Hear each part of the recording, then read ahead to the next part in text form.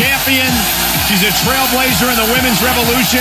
She's got 2 hit television shows. Brie Bella, a billboard example of breaking the glass ceiling and pursuing all of your dreams. Am I the only one that has a problem with the fact that most of Brie Bella's success...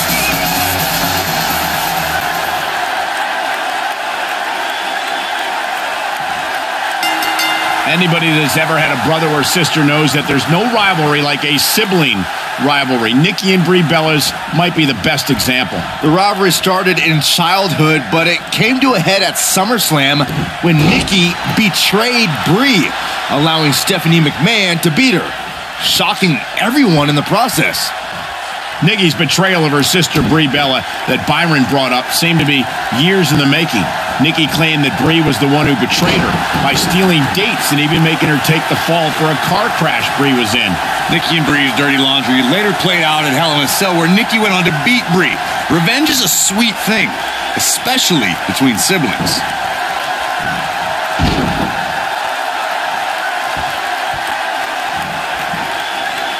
Look at this.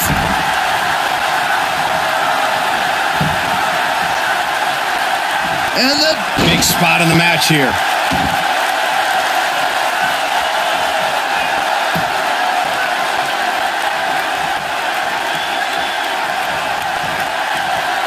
Big time move.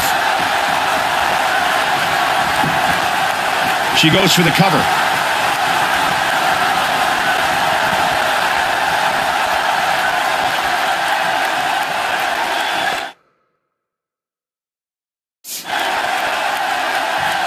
Nikki Bella has been part of so many legendary nights, but the 2018 Royal Rumble was a night to remember for a lot of reasons. Yeah, you're right, Michael. It was the first ever 30-woman Royal Rumble match, with the winner earning the chance to compete for the women's title at WrestleMania. Submission time! She better do something fast. And she breaks free. I don't know how she did it. That was impressive. With the 2018 Royal Rumble in mind, Nikki Bella made a flashy entrance, but let's be honest, she failed in the end to Asuka. I'll give Nikki some credit, Corey. She hadn't been in the ring since WrestleMania, and the WWE Universe cheered her on as she was the last woman standing between Asuka and history. Look at this. She releases the hold. That's a little surprising, no?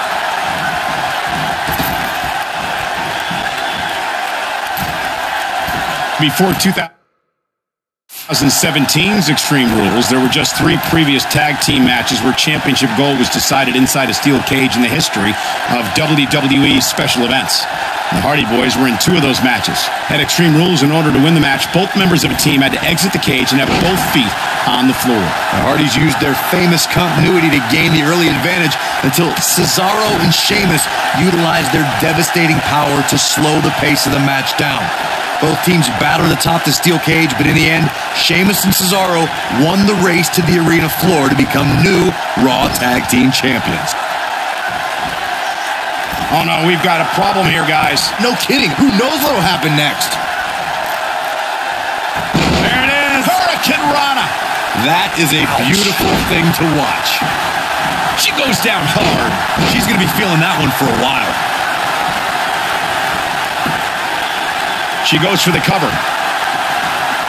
According to historians, the twisted metal that we see as part of steel cages today. She goes for the cover.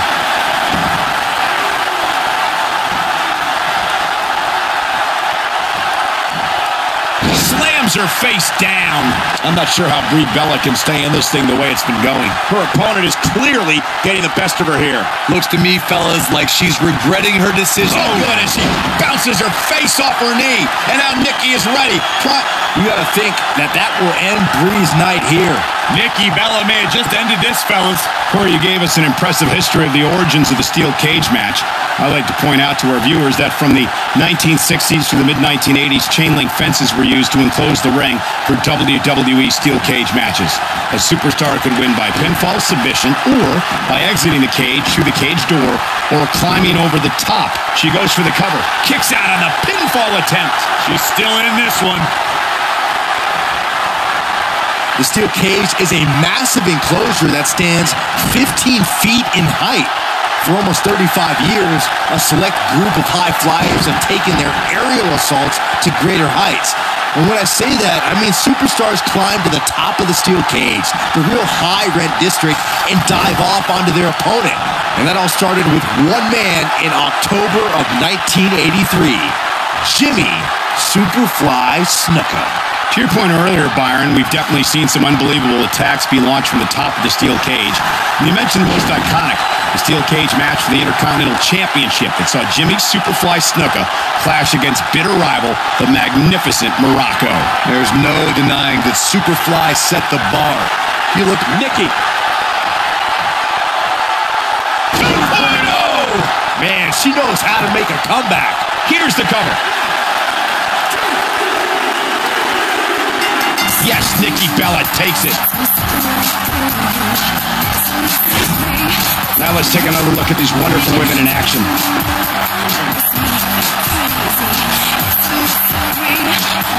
When any superstar, man or woman, is able to find a way to win a match as entertaining and action-filled as that,